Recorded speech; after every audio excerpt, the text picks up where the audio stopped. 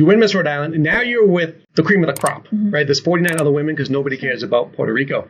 So now, how do you process that, like seeing all these other women? Because you're in like a sisterhood, a sorority, but they're also your competition. Yeah. The way I can liken it to my experience is when I got good grades. I went to URI PT school. They only accepted 25 people out of hundreds of applicants. So I get in and I'm like, all right, cool. Like, I'll just kind of study how I normally studied. Yeah. And like I instantly bombed the first 2 exams, which I've never really bombed exams before. And it was like a moment in my life where I was like, I'm insecure right now in my academic situation. Sure. And I'm with kids who are smarter than me. And it took me a second to be like, I remember looking in I got my exam back and I walked to the side bathroom and I'm looking in the mirror and I'm like, this is like 3 weeks into PT school. I'm like, I'm going to have to tell my parents I just flunked out of PT school. And I was like devastated because I was now in this other realm. It's like kind of going from like AA baseball to AAA to the pros. And it wasn't until my girlfriend at the time was like, Mark, like some people just have to work harder. Yeah. And I was like, yeah, that's it. And from that statement, like I was good. Like but I had to work harder than the people. You're Miss Rhode Island. Now you have all these other beautiful women. Like, is that a mental shock to you? Or were you able to handle that? Or did Erica prepare you for that? So, first of all, I never felt that I was not deserving of being Miss America. I was there and I said, listen, it's totally normal to get there and be like, oh my gosh, this is a lot. And that happens. You're like, wait a minute, this is a lot to process. But I also have to remember that I won Miss Rhode Island for a reason. And that reason was for me to beat a Miss America. Maybe it was to win Miss America, maybe it wasn't to win the whole competition. But at the end of the day, there was a reason that I was there. So there's that part of it. And so I did have to keep that in mind. It wasn't Was really... that something that you had to keep telling yourself?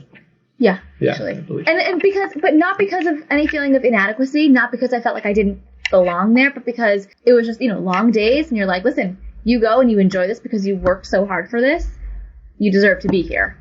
And that's just like a manifestation to tell yourself, oh my God. Yeah, no one cares about Desiree. Sorry.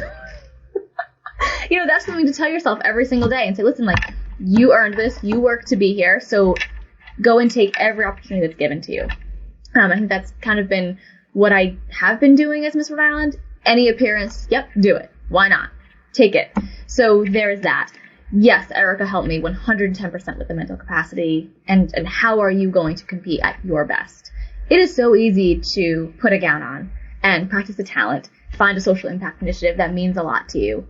But it's a whole other ball game to realize that it's a mental game and it's how are you going to put your best foot forward and compete at your best and not worry about anybody else, not worry about the other girls from other states and how they compete, because that's a hurdle. And yes, we are all competing for one crown. That's true.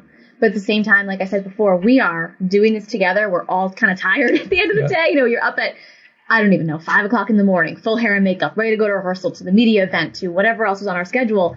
And then you do it all again the next morning after sleeping literally like 4 hours.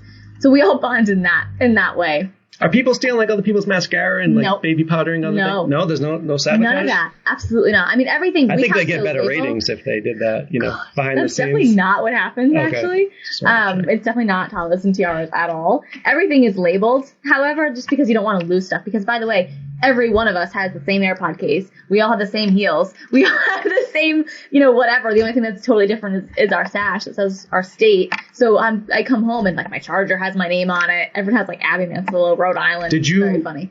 live with somebody else? Did you have like a roommate? Did. Yep, I live with Miss South Carolina, Jill. We had the best time. We bonded over our love of Pitbull. And so we had like a speaker. The rapper, playing. not the dog? No. Yeah, okay. No. We actually had like a speaker blaring at like 6 a.m. And one of the girls in the group was like, I'm loving the music. We're like, listen, come on down. Like, we're all getting ready to go. It was fun.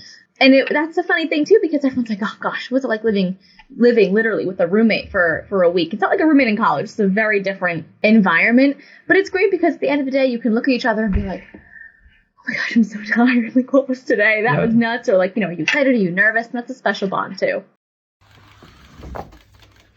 Hello, my name is Dr. Marc Bochner. Don't forget to check out my new book, Pug Learns to Believe.